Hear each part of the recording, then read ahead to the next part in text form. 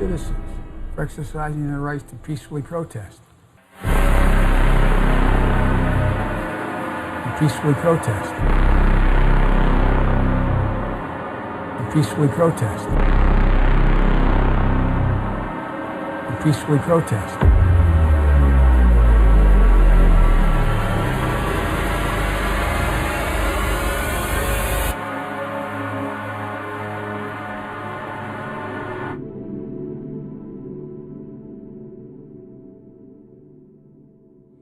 1 2 1 2. By now, the whole world has seen what Netflix have done to your daughters. A bunch of little girls gyrating and poking themselves, and you have to ask yourself, why the would these parents allow their children to do some shit like this? Well, I digress. All about the money, huh? California, they passed radical bills, which, in my opinion, it lessens the punishment for pedophiles, and it actually makes people feel less discouraged to be pedophiles. And then you got Barack Obama's Netflix. Yeah, I said Barack Obama, and he ain't do shit. The same character that basically has part ownership in Netflix, and you think he would stop these people and tell them, don't put that shit out, that's highly inappropriate. But he really don't give a shit, because he didn't give a shit when Biden was running around sniffing everybody. He's cool with Biden being a sniffer. He's cool with his company sexualizing children. Think about it. Everyone would boycott Netflix, canceling them. 1 2 1 2. Of what this says about our society. Well, you'd have to wonder with that kind of an excuse in this kind of film that maybe Jeffrey Epstein didn't kill himself. Maybe he's working as a consultant for films again. I mean, we have to consider the same dynamic. And I have to disagree with you a little bit. They said that the poster that caused outrage didn't reflect the film. They were right. The film is worse. It is beyond what we would have imagined. I didn't even comment at first on the poster controversy because I thought that it was just a marketing ploy. The fact is, this is awful. It is the exploitation of children. It is not the indictment. Now, you can portray things in films as you indict them. Absolutely. This is not an indictment. This is a celebration. At one point, I think it was the New Yorker magazine confessing in a way that this was done as a condemnation of the patriarchy. And so this is what we've got when it comes to the nature of the left. And what is shocking, in fact, and my reference to Epstein, it's the same network, Netflix. It moves the Epstein Filthy Rich documentary, which exposed, of course, the horror of what he was doing with underage minor girls. Ghislaine Maxwell is sitting in jail right now, allegedly being an arbiter of that and a mover of that. And yet now, and we've got Weinstein, thank goodness, is in jail. But so those were not one-off dynamics. This is a situation where you've got an industry that has regularly sexualized children, that it's trying to normalize it within society itself. And we've been saying, no, the Me Too movement, of course, has just been blown all to hell. The only person out there still holding that important flag is Rose McGowan, still reminding us about what happens to children in that industry. Now we know. And yet, curiously silent, Tucker, are the Obamas. Is Susan Rice, who's involved also. She's on the Netflix board. Obama is. The deal with Harry and Meghan, Harry of England and Meghan Markle. They've got like an reportedly a $100 million deal with Netflix. A word from any of these people could stop this in its tracks. Such a good and point. they should say something. People are canceling. This is some more truth that all Americans better understand and wake up. If you think the craziness that's been taking place in cities, mostly all Democrat-controlled, Democrat-ran and governed cities for decades, if you think that that's where it's going to stop, I've been telling you on my show for months, they are going to take it to the suburbs. This is the most important election in the history of our country. We have a radical left group going around. These people, there's something wrong with them. There really is. There's something wrong with them. And Joe doesn't have the strength. He doesn't have the mental capability to control these people. And you take a look at what's going on. And I looked at Pittsburgh. I looked at Rochester. I looked at L.A. last night. I looked at these Democrat-run cities. You look at Portland every night. They don't have the strength. They don't have I don't think the Democrats have the courage to control these people. They're afraid to even talk about law and order. They can't issue the words law and order. All we want is law and order. And I just put out something. The suburbs are coming big to us because the suburbs are next. If you elected this guy, the suburbs would be overwhelmed with violence and crime. So that's where we are. This is the most important election in the history of our country. Truer words could not have been spoken by the current president or by anybody. We should all understand this election is all about allowing the continued absolute chaos to not just reign in Democrat-controlled cities, but literally they will take it to the suburbs. This video, I think, right here expresses very, very specifically exactly what's going on. Minneapolis, Seattle, gripped by unspeakable violence. It's just another day in Joe Biden's America. Riots, destruction, Antifa ruling the streets, billions of dollars of damage, innocent people attacked, hurt, killed. I thought my family would be safe. We live in a good neighborhood, surrounded by nice people. But nobody's ever really safe in Joe Biden's America. Those protesters taking over the streets, those cities being burned to the ground, they're governed by Biden's endorsers. And that violence you see on the news, it might come here next. Just how long do you think you'll be safe in Joe Biden's America? Now that right there, friends, should wake up everybody. All these Democrats that are allowing their cities to burn, homes to burn, businesses to be destroyed. They all endorse Joe Biden. Yeah, you want a picture of what Joe Biden's America will look like? Take a look at these Democrat cities that are absolutely in ruins and chaos. They thought they could just blame Donald Trump. Oh, it's all Donald Trump's fault. It's his fault. It's his country. He's the president. He's the reason all this is happening.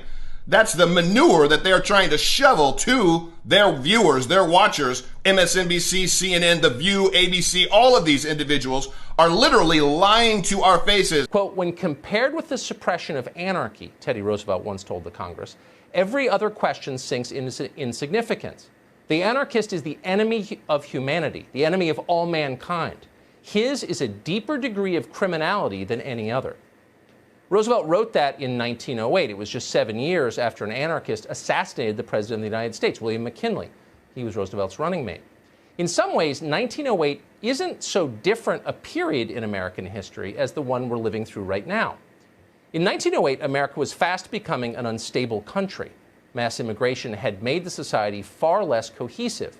New technology completely upended the way people lived and the way they worked. There was a recession underway in 1908, coupled with high unemployment. People were angry at the banks, at big business, angry at capitalism itself. And there was also racial unrest. During one race riot in 1908 in Springfield, Illinois, mobs burned buildings and attacked citizens in their homes. More than a dozen people died. 1908 was a chaotic moment, so not surprisingly, some people became radical. They called themselves anarchists. They believed in violence. In February of that year, an anarchist shot a priest to death during communion at church in Denver. He cited no reason for doing it. He just said he hated Christianity. A few weeks later, another anarchist tried to assassinate the chief of police of Chicago at his home. Later that month, anarchists staged a deadly riot in a park in Manhattan. One of them threw a bomb at police officers. Quote, I came to the park to kill police, he later said. I hate them. Throughout 1908, there was at least one anarchist bombing every month of the year in the city of New York. Sound familiar to you? Then, as now, the radical left leveraged economic anxiety to force their program on America. Anarchists attacked cops and clergy in public buildings precisely because these were the symbols of permanence and authority. They were the symbols of power greater than the mob, so they must be destroyed. The anarchist goal was to topple the nation itself. Teddy Roosevelt knew that. He understood that systems that tolerate anarchy don't last long. If mobs are allowed to attack the police, why do I have to pay taxes?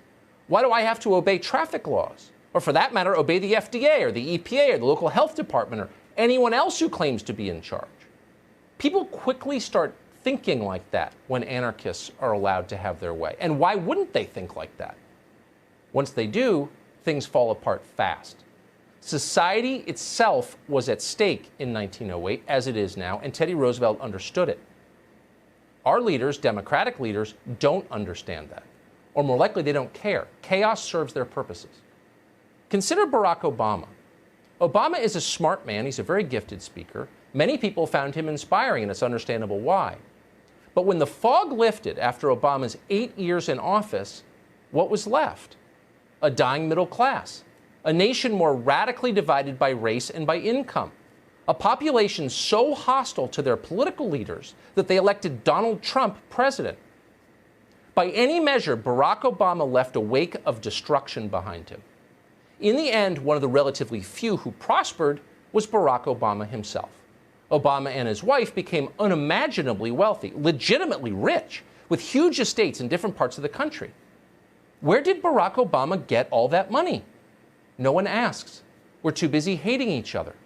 Obama stokes that hatred because it helps him. Here he is at the Democratic Convention this summer. Americans of all races joining together to declare, in the face of injustice and brutality at the hands of the state, that Black Lives Matter. No more, but no less. To the young people who led us this summer, telling us we need to be better, in so many ways, you are this country's dreams fulfilled. The young people who led us this summer. It's hard to believe Barack Obama said that. Obama has an internet connection. He sees the news. He knows that the same young leaders he is promoting on stage burned buildings, looted stores, murdered people. Obama is smart enough to know that what the mobs are doing isn't bringing people together, just the opposite.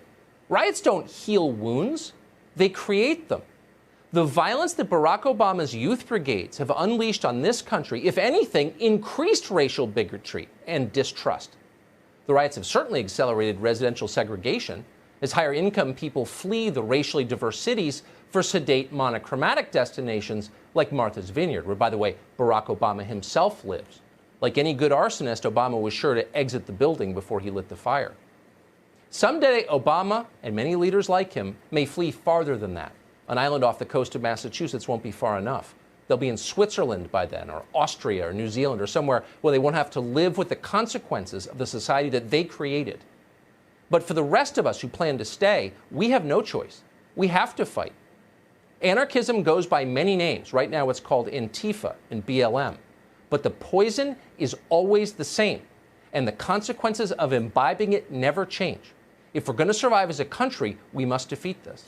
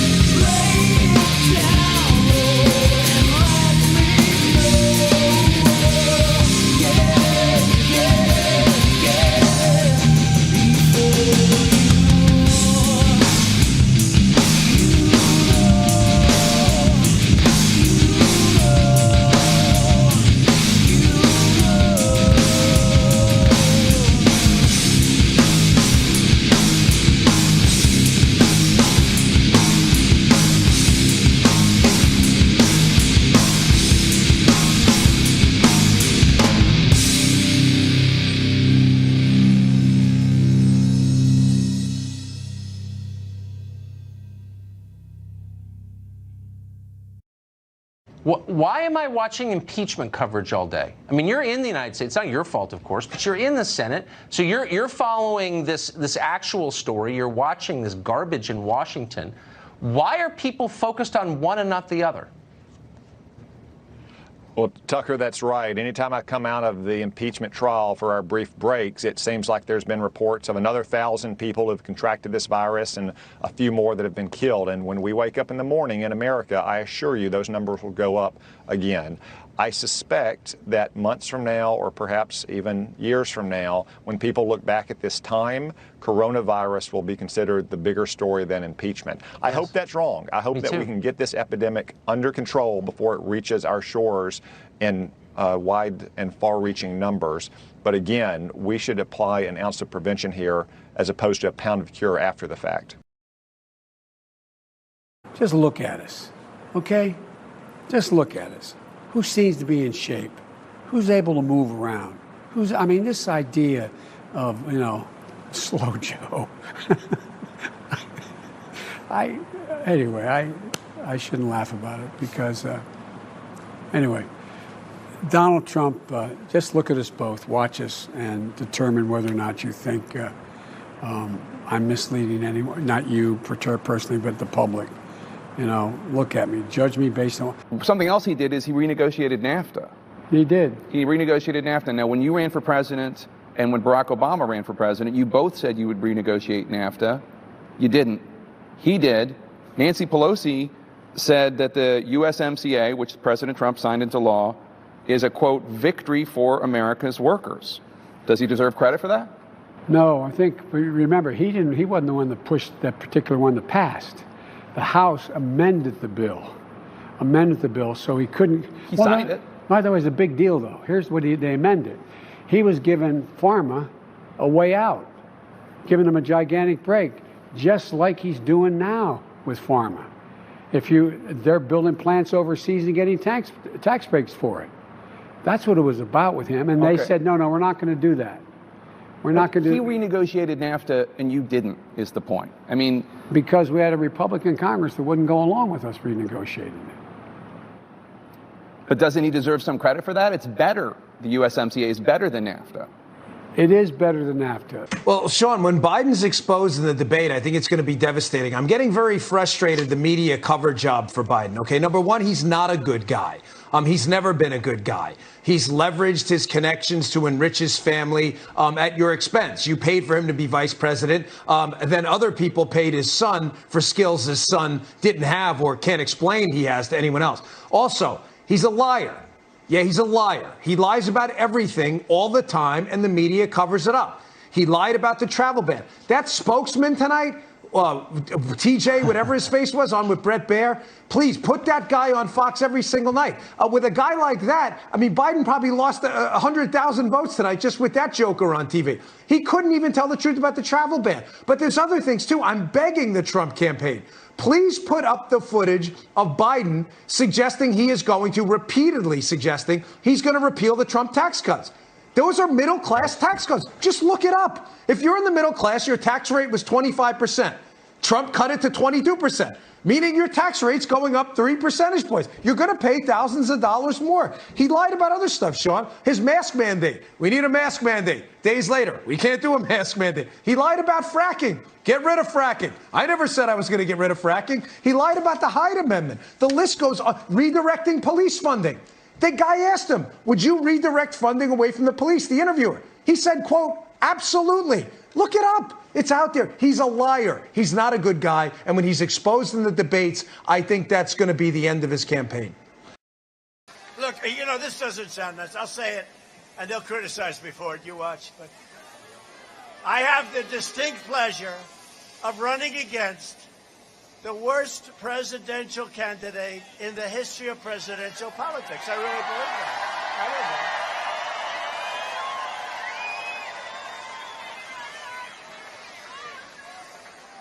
Can you imagine if I lost to him? I'd have to say I lost to the worst candidate ever put up. Don't do that to me, Michigan.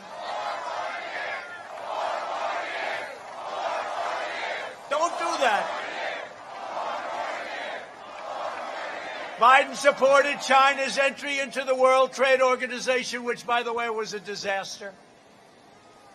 China was flatlining for years and years and decades, and it got into this World Trade Organization with all sorts of advantages. Just a terrible, terrible situation took place, and that's when China became a big, powerful economic power. But if you look at the numbers just before the plague, now the numbers are different. We were going up, up, up. We were beating them like a drum. They weren't even close.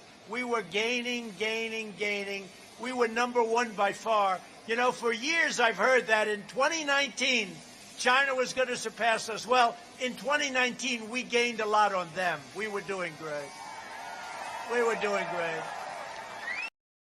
In fact, Biden was interviewed today on, there they are, CNN.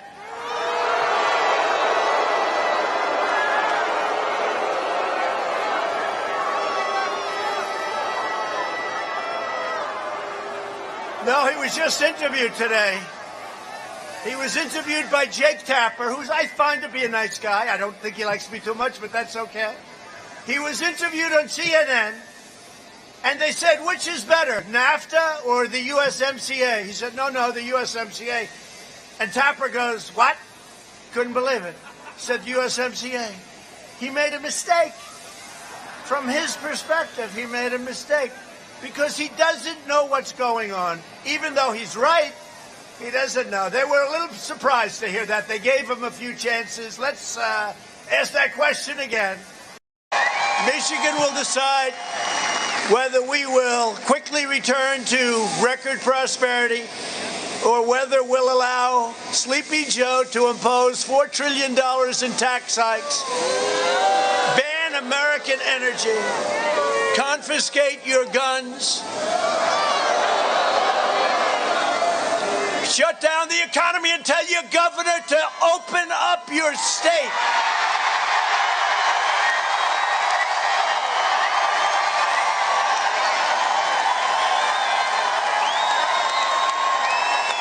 Right? Where do these people come from?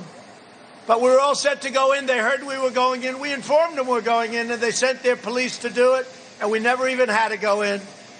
But we can solve those problems in a matter of literally minutes.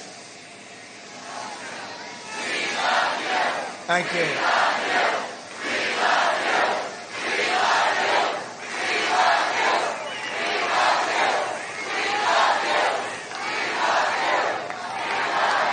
Don't say that. I'll start to cry, and that wouldn't be good for my image.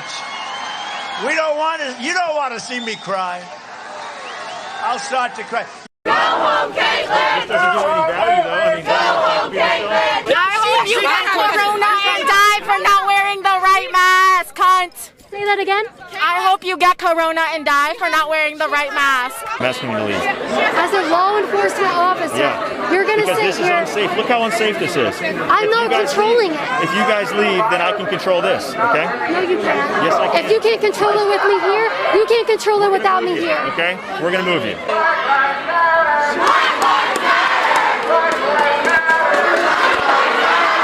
I think this is utter bullshit, in my opinion. Excuse my French, but what you're doing is you're promoting the president. There's nothing wrong with promoting the president. They're saying fuck 12, fuck the police. They have the police here to try to get me off campus. Stop! Get the fuck back! Get back! I got you. You're good. I'm gonna take you to the safe spot. Should we go inside the building? Sean, secure that building. Bart, secure that building right there. Okay. Secure that one. Get the building!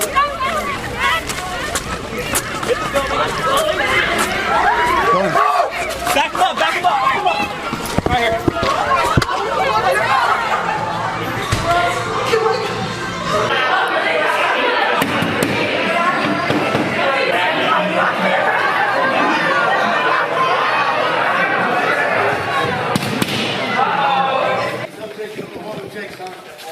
Yeah, we're gonna harm with him.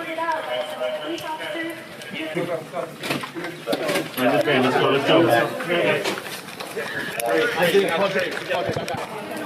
Justin, you're in there with her. On a level of 1 to 10 of how fucking ridiculous this is, I'm at a 20. I think there are We have to park the garage in a few minutes. hidden terrorists all over Okay. United States college campuses, and they're publicly funded. Donald freaking Trump. Get the picture. Defund this school. Defund them. Strip it. Is this These the parking students lot? don't have money. They're not paying to go here.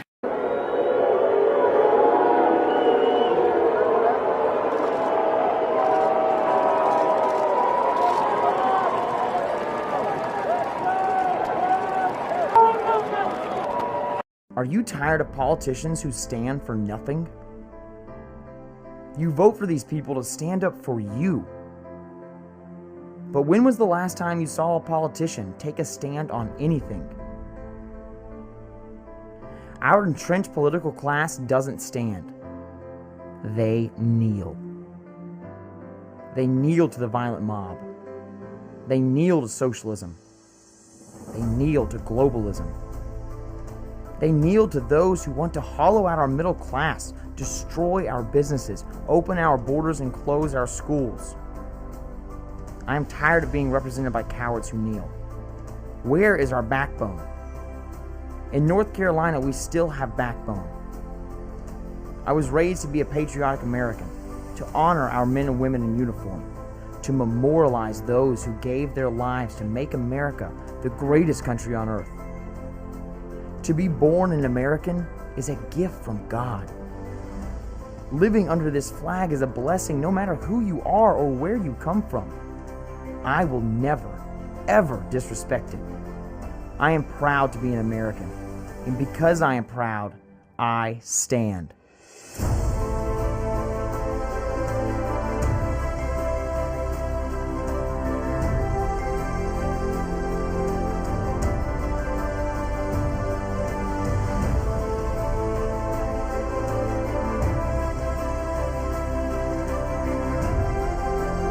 I will never kneel.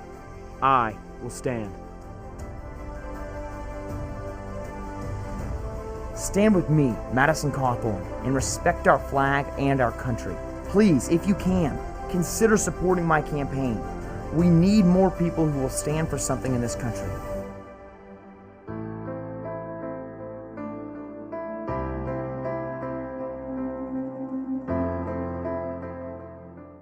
Yeah. Let's start the show. Man, we got a damn good show for y'all today, man. Damn good show. I think this is going to be one of the best. Trevor Noah. That's a big time star right there. It's from South Africa. Yeah. He's an immigrant. Showing how unracist this country is. He came here for a better life and now he's a superstar. Yeah. He's living the American dream. Yeah. But Trevor Noah. He's living proof that this country ain't racist. But Trevor Noah, I'm confused. Everybody else, I'm going to confuse y'all too. Check this video out. But guys, this has to stop, right? Or at least if you insist on a gender reveal, you should do something that helps the situation. The water's pink. It's a girl. And aside from all the damage it can cause, celebrating a baby's genitalia is starting to feel very outdated. Like, given everything we're learning about gender reveal parties should only happen when the child is old enough to know their actual gender and to pitch in some cash for the fire damage. And honestly, I don't even know why we need gender reveal parties. You know what we do need, though? Race reveal parties. A bombshell confession from an African-American history professor at George Washington University who claims ties to the Bronx. Jessica Krug revealed in a blog post that she is a white Jewish woman who has been pretending to be black for years. She feigned being black and Latina. Now a white woman is saying that she is canceling herself, revealing decades of deception. Krug has been teaching African culture and history at the school since 2012, often posting as Puerto Rican. The 38-year-old born to white parents and raised in suburban Kansas is seen here addressing the New York City Council in June. Thank you. Much power to all my siblings who were standing up, my black and brown siblings. Krug is apologizing and says her whole life has been based on a lie. Okay, first of all, you can't say your life was based on a lie when you're the one who made up the lie. That's not how it works. Your life is only based on a lie when someone else told you the lie. Trevor, I'm lost. Yeah, I'm way. It's a lie if you pick your own race. Yeah. But it's not a lie if you pick your own damn gender. Hey, Trevor, who's writing the rules, man? Who the hell's writing your jokes? Yeah. You got these two jokes back to back. Yeah. I mean, right now, you look like the joke. Next time you do your show, make sure you proofread and read the jokes. Because you're the one that's going to look like an ass. I mean, look, you say gender is outdated. You know what's outdated? What's outdated? Black people saying they're oppressed. That's outdated. We got rights now. It's 2020. Gender outdated? That's a good one right there. No, man. Gender's outdated. Look, gender gives the parent structure. Yeah. I mean, it's a tough decision. I know when the kid comes out and you see a penis, like, what should I do? Look, Trevor, ain't you glad when you were born, your parents made that tough decision to call you a boy? Because you know why? You got a chode between your legs. A South African chode. I mean, just imagine if they didn't know what to raise you as, boy or girl. They could have sent you to school in a dress one day with some Jordans, the next day in a tutu with some flip-flops. Yeah, gender gives the parent structure. Yeah. I mean, how else are they going to dress you? Yeah. They're going to be confused. Now, I'm all for people when they grow up, when they become adults. Yeah. It's like, you know what? I have a chode between my legs, and I'm a man. Man, there's too many chodes in this video. I got a penis between my legs. Just go with science up until you I'm just saying, well, let me finish. Stop cutting me off. I understand some dudes grow up, women, they grow up, let's say he's got a penis, and he says, you know what, I'm not a man no more. Yeah. I'm not going to look at science. I'm just going to use my imagination going forward. Yeah. Okay, cool. I'll call you whatever you want to be called. You want to be called Shakita, Kendra, whatever your name is. They, I'll call you all that. You know why? Because we're tolerant. Yeah, of other people's lifestyles. I'm tolerant, but you say it's dangerous to look between your kids' legs and... No, ain't nothing dangerous about a gender reveal party. I mean, you said it was dangerous. It could cause a lot of harm, but what harm? The baby's not even born yet. What if you everybody I mean, that's a small percentage of the population that decides when they get older they want to live their life as the other. Yeah, and now you want to do that for everybody? Apply that to the entire population? Yeah, 99% of all people, they want to be what they are between their legs. You know what I mean? Right, so why are you going to apply that to everybody? Yeah, and why are you making this gender such a difficult issue? It's very simple. Yeah, it's based on science. Yeah. I mean, if you can pick your gender, you should be able to pick your race. I mean, like, I could come out one day and say, I identify as a white man from Little Rock, Arkansas that loves country music and have strong conservative values. Yeah. If I can pick my gender, why can't I pick my race? Yeah, I mean, seriously, who the hell is writing these damn rules? You should look up the word hypocrisy, Trevor. Yeah. Because that video, there's all kinds of hypocrisy coming out your mouth. Let's make South Africans great again. Ain't you from South Africa? I want to make South Africans great again. Oh, Trevor, but you know what, Trevor? There's a savior on the horizon. It's protecting us from all this leftism. Yeah. All these lefty issues, these lefty ideologies. Trump 2020. Yeah. Go to officialhorsetwins.com and pick you out a patriotic t-shirt today. Hell, I'm even giving you 20% off. Just type in discount code Chinese Virus. We call it Chinese because it's from China. We making t-shirts great again. Yeah. Well, joining us tonight to take all of this up is Congressman Devin Nunes, ranking member of the House Intelligence Committee and author of Countdown to Socialism, available for pre-order now. We recommend it to you highly. Congressman, it's great to have you with us. I want to be encouraged by the Attorney General's comments that there could be more coming from Durham, but I'm at this point I'm absolutely skeptical of anything this Justice Department does, and certainly in any manner a timely result. Your thoughts? Well, look, you're right to be frustrated because justice delayed is justice denied, as the old saying goes. And it's been way too long. This has been going on for far too long. But you have to remember, Lou, on the other hand, this is a sprawling conspiracy involving many departments and including the DNC, the Clinton campaign. There's a lot here that has to be unpacked. And so I do think, and I continue to say this to you, it's actually a good thing that we're not seeing leaks like we saw with the Mueller witch hunt. I think that's a good thing. And I don't buy this story that, oh, this could be political and that somehow the election is going to deter Durham from coming with indictments. Because, look, nobody that's on the ballot, I believe, is going to be investigated or part of this. I mean, we know that Biden was at least knew about this, but he's not the one that ordered this to be done. I think you're exactly right. It was Obama officials. But we don't know which ones, and that's what Durham's trying to get to the bottom of. So I think there's plenty of time.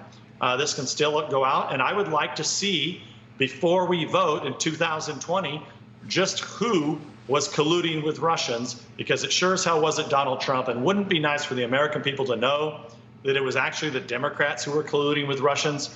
And that's really what we need Durham's report to come out and for once and for all, put an end to this Russian nonsense about the Trump campaign. Yeah, to that as an aside, and I shouldn't take the time, and I don't want to take much, but the Senate Intelligence Committee was at the nexus of contacts with Russians. They were actually back-channeling. Senator Mark Warren, the vice chair of the Senate Intelligence Committee, has much to answer for, but the national left-wing media won't ask him a single question. I don't know whether or not the Justice Department has, but I seriously doubt it, because I don't see anything that suggests they're being thorough or expansive in this investigation. I take your point that it is complex, but my God, thanks to Judicial Watch, thanks to you and your committee, thanks to a handful of others, John Solomon, and their reporting. The public knows so much about this. So surely those investigators have one hell of a starting point, and there are lots of points that they could begin this process. They don't have to do the drudgery. It's been done. It's been handed to them in point of fact. Don't you think? Yeah, what I would add to that, Lou, what would be nice before this election is at least to get an interim report. Because I don't want to see a final report, because I know just how big and long the list is of people that need to be interviewed. And I'm sure they have more people interviewed, because I want to see a thorough investigation. But in the meantime, we should at least get some initial information that would be out before this election that would put to bed once and for all anything to do with Trump and Russia, and just how corrupt this process really was. And that's what we really need to get to the bottom of. As it relates to the Senate, look, the Senate report was a joke. I mean, they took way too long to get anything done. I used to go back to our gold standard report that was finished a couple of years ago that had stood the test of time. That the only thing that we got wrong is that we didn't put enough in there of what we knew at the time, because we just weren't so sure how deep the corruption actually went. Yeah, and my purpose in this is straightforwardly, I do not want to see the radical Dems steal another election as they did in 2018, because the Republican Party leadership made up of damn fools on Capitol Hill. The problem is right now you still have Mitch McConnell sitting there basically sacrificing the Senate because of his obstinance and defiance of this president, rather than supporting him and backing up this president. I think he's committing political suicide. What do you think? Well, look, I think the senators have learned their lesson. I think you are right that some in the Senate were buying into these fake news narrative bombs that continue to come out. And I would continue to say this is one of the ongoing problems. You had the Atlantic story. Now you have Woodward's book. This is what they do. They build fake news narratives, and then now they're running them through the social media companies. So senators, congressmen, look, you shouldn't be talking to these media people. And look, Lou, I think, I don't know why the president was talking to Bob Woodward. I don't understand it. The radical Dems have become the party of hate, and they lie, they cheat, and they steal, and they've been doing it from before this president was elected. They tried to stop his election. They have tried to stop his presidency, to stop his agenda. And they've done it through lies and lies and more lies. I think the American people, based on the polling we're all looking at, they've got it figured out at this point. Devin Nunes, in part that's because of all of your good efforts, and we appreciate it so much, Congressman. Look forward to talking with you soon, and good luck with your book. News out just moments ago, in fact, you and the Trump campaign have issued a cease and desist order to the Biden campaign, as well as to Twitter and Facebook, to stop running an ad that's based on The Atlantic and others reporting that President Trump bashed members of the military. So tell us about this cease and desist order. Yeah, thank you for the opportunity. So we sent that from the campaign because the Biden campaign put out a false and misleading ad that is based on the Atlantic article, which is unverified anonymous sources. And Twitter and Facebook absolutely should remove this ad, because if this had been from the Trump campaign that was based on false and unverifiable anonymous sources, they would have flagged it, of course, as misinformation. Why aren't they treating the Biden campaign the same? We would have hoped that the Biden campaign would have treated President Trump and all of the misinformation from the mainstream media with honesty and integrity. They certainly aren't doing that, and so we're calling on Facebook and Twitter to correct this mischaracterization and, of course, apply their rules equally and fairly. Stop using me for your propaganda, for your agenda. I don't know what Trump said, but I'm sure he didn't call me a loser. I didn't hear him call me a loser. Stop using my image. The man you just saw is Bobby Henline, an Iraq War vet who did 4 tours of duty and is the lone survivor of an IED blast in 2007. You'd think his heroic service would earn him some respect from the left, but instead they're using him as a pawn to try to hurt the president by pushing now a widely disputed and anonymously sourced story from The Atlantic that alleges that President Trump made disparaging remarks about our fallen heroes. Wounded war vet Bobby Henline joins me now exclusively. Bobby, what bothers you the most about all of this? The Democrats using your image without your consent, or the fact that they attacked the president with it? There's so much to this, without the consent, attacking the president with lies. It's just unnecessary. It's wrong in so many different ways. This is Mental Health Awareness Month of September. And we talk about 22 veterans a day killing themselves. They did not know who that person was they used in that image. I saw their things, their comments. They didn't know who I was. What if I was out having a depressed month, isolated because of COVID, my PTSD is kicking in, I'm drinking, I'm depressed about life, I'm looking on social media, and I see that the president called me a loser? How am I going to take that? I'm already in a depressed mood. They don't know what situation that veteran's in, and they just throw the picture out there like that, and they don't know how it's going to affect them. I mean, that could have been a veteran who just killed themselves last week, and here you just reminded the family about it, and you threw it out there using it as a prop. There's so many things that could have gone wrong with this. So I'm glad they got my face out there.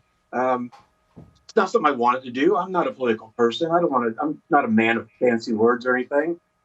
But it's wrong to do that type of thing, and we got to get this stopped. And that's my main purpose, is you got to look on there. People, if you see a post like that and that person's name is not in the caption and they're not tagged on there, most likely they don't know about it. So please report it. Don't share that stuff. And we're going to keep this. I want people to continue to see you and the images of your tours and your heroism. But I have to ask you, Tammy Duckworth, herself a wounded vet, a hero in her own right, responded to the bogus allegations against Trump. Watch. Apparently, I too am a loser and a sucker in Trump's book.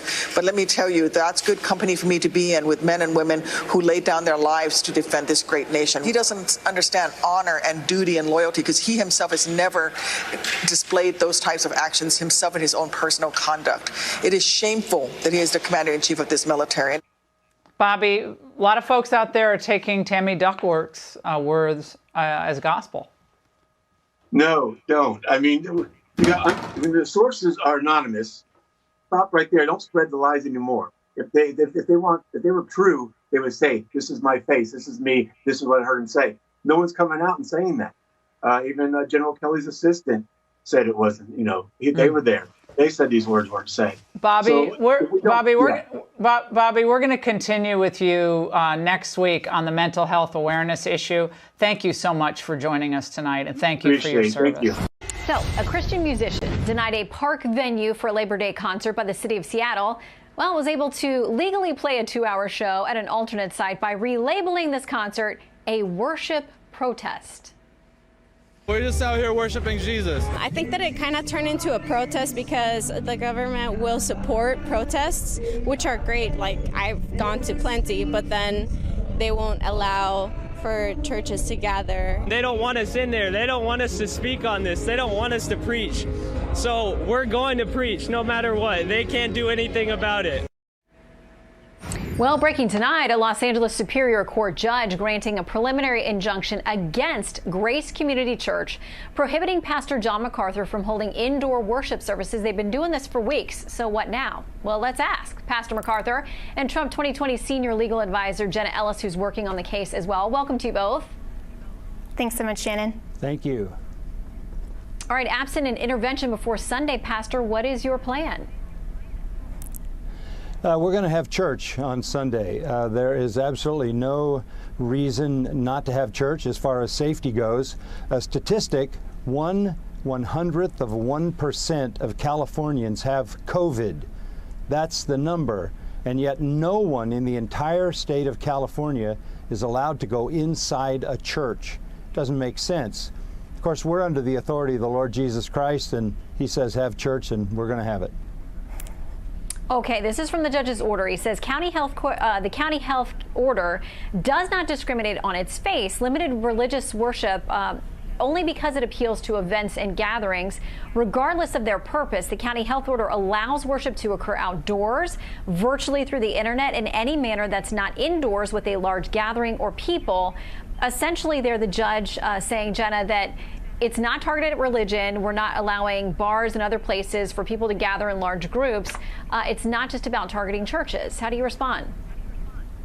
Well, it certainly is targeting churches because we don't see these types of restrictions and enforcement against large protests and other political statements that the county has actually lauded on their own Twitter and encouraged participation. And it's certainly also discriminatory enforcement here. And the ruling didn't really even consider a lot of the meritorious constitutional arguments that we claimed. But the bottom line here, Shannon, is that when the government is allowed this type of broad and arbitrary, unlimited, indefinite power, then our rights become mere privileges. And for the judge to characterize this as simply as the county allowing these types of worship services, that's not for the county to decide. That's why our founders put free exercise of religion as a fundamentally constitutionally protected right. So we're going to stand up for Pastor John MacArthur and Grace Community Church because he's absolutely right. He gets to hold church. Okay, Jenna, so are you going to appeal this formally?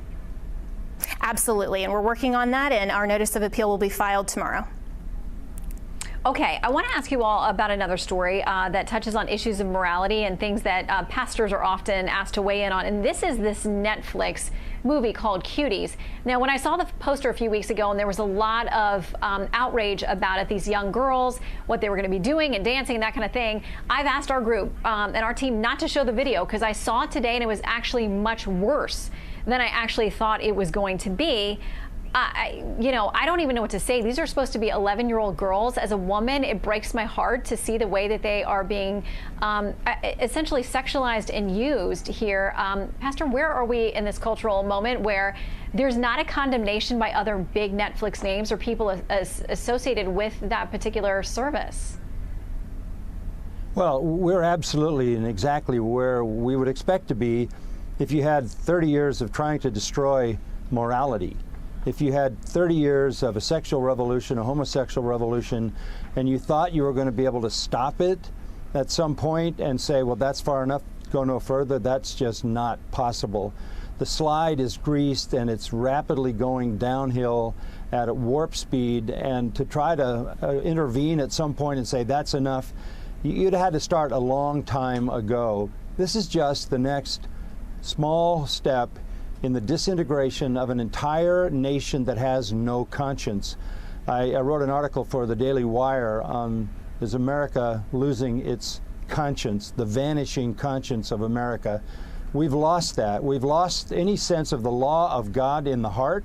It's been overturned by a corrupt view of morality. We've lost the role of the conscience because we've been told to feel no shame.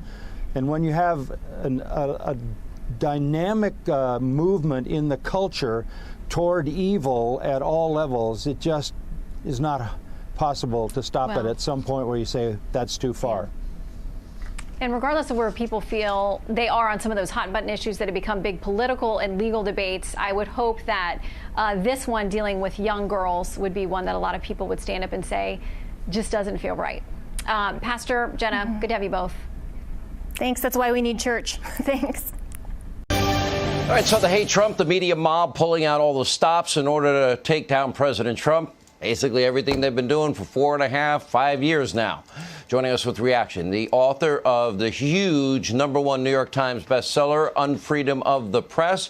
He also hosts the #1 show here, Sunday night, Life, Liberty, and Levin, right here on the Fox News channel. I call him the Great One, Mark Levin. You know, Mark, we're 54 days out of an election. You know, intellectually, I can make the case why Donald Trump will win. He's going to hold his base. The enthusiasm gap is massive. We got a candidate, well, let's just be frank, seems like he needs a nap and a hot cocoa every day, barely campaign. All right. But I always worry. Well, here's the word that scares the hell out of Democrats and the media. It's called vaccine. And here's the thing, the President of the United States and his administration are close to getting a vaccine. So they bring out Dr. Kamala Harris, and she says, I'm not taking the vaccine. I could give a damn if she takes the vaccine or not. They don't want a vaccine before the election. Now, I want you to think about that. They're the ones that don't mind if people die. What if we have a vaccine before the election? Is the president supposed to put his foot on the brake and stop progress on a vaccine? And then you have Woodward. Oh, Woodward wrote something. Like, I give a damn what Woodward wrote. Like it's the Bible. Woodward and Bernstein, the Saccharin Vanzetti of journalism. First of all, I want the media to understand something. There's 2 candidates running. You might want to actually ask the other candidate, Joe Biden, a few questions every now and then. There are 2 candidates running. We have 6 books in the last few months on Trump, on Mrs. Trump, everything you ever want to know about the Trumps, the disgruntled people, the former employees, on and on and on. How many books do we have about Biden other than Don Jr.? Nothing. Now, the guy's been in government half a century. He's had employees. He's had staff. He's been a screw-up. He's been a bigot. He's been all kinds of things. Women accuse him of all kinds of stuff. Where are the books? There are no books. Now, where is his plan for addressing the virus? I've looked. Here's a man that was in charge of the 2009 swine flu. How'd that go? Disaster beginning to end. Who says? His former chief of staff. So where's the Biden plan, Mr. Expert on the virus? February, nothing. March, nothing. April, nothing. May, nothing. June, nothing. July, August, now, nothing. Guy walks around like he's in the desert with a mask on. I'm going, what's wrong with this guy? And by the way, he walks in circles. What's his vaccine plan? Has no plan. They have a 110-page Communist Manifesto. No vaccine plan. Plan for opening the economy. Tax the hell out of America. That's how he intends to open the economy. Plan for creating jobs. Tax the hell out of workers in the country. That's a great plan. Plan for opening schools. No, close the schools. Don't open the schools. These are the Biden positions. Now let's talk about not Operation Warped. That would be Biden. Let's talk about Operation Warp Speed. A vaccine, maybe several, in less than a year. That is unheard of. That is miraculous. So what do the Democrats say? Oh, that's too fast. It must be political. Insane. The president's already contracted for manufacturing syringes because he's a businessman. He's 2 steps ahead. He's already contracted for distribution. They're going to have a vaccine, maybe 2. They're going to have manufacturing syringes. They're going to have distribution while the Democrats are sitting back shooting spitballs. He got ventilators. He got respirators. He got hospital beds. He got PPEs. He's got testing galore like we've never had before. What the hell else is a president supposed to do? And where were the Democrats, Biden and Harris? Where was Cuomo and Murphy and all the rest? Nowhere. The Democrat media wants you to panic. President doesn't want the people to panic. I said this the other day on the radio. It's kind of gone out there. Even without the panicking, what happened? You couldn't get toilet paper. That should make liberals very upset. Couldn't get toilet paper. You couldn't get paper towels. You couldn't get bottled water. You couldn't get hand sanitizer. President saying, I don't want to panic the people. That doesn't mean he's not breaking his back to get something done. They say, oh, the president killed people. Are these people nuts? The president has saved people. That's why he's trying to get a vaccine. That word, vaccine. Now, let's talk about downplaying and misleading and lying. The issue of downplaying, misleading, and lying. I watched this schmo, John Carl from ABC News. What a disgrace. Nobody, they ever treat Obama with such disrespect? No way. Well, let me ask John Carl and the other gaggle a question. For months, the Democrats and the media called violence, looting, burning, and killing mostly peaceful. Tell me, was that misleading? Was that a lie, John Carl? Let me ask you. For years, Obama and Biden refused to call Islamic terrorism Islamic terrorism. Was that misleading? Was that a lie? Yes, I'd say it was. For years, Obama and Biden lied about Obamacare. Gee, was that misleading? Was that a lie, John Carl? I think it was. They lied about the Iran deal. Lied. They lied about Russia collusion each and every day with the help of the media. Let me ask you something, John Carl. Why did you lie? And why did all of you lie about Russia collusion? But you did. More questions. Today, the Democrats downplay the anti-Semites in their party, of which there's a growing number. Why do they lie about that? Why do they mislead the American people about that?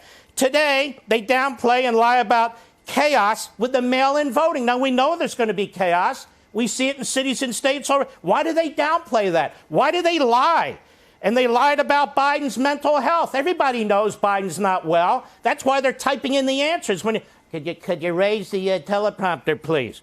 And now they lie about the president killing people. They actually talk about the president killing people. The president is saving people. The president did all this without the help of a single congressional Democrat, without the help of Joe Biden, without the rest of them.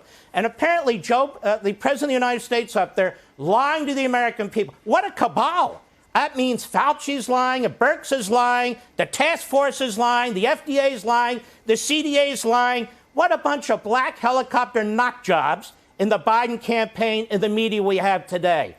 Anybody who gives a damn what Bob Woodward wrote, raise your hand. Exactly. Nobody cares. That's it. Great one. Mark Levin. Don't forget Mark's show, Life, Liberty, Levin, each Sunday night, 8 p.m. Eastern, right here on the Fox News Channel.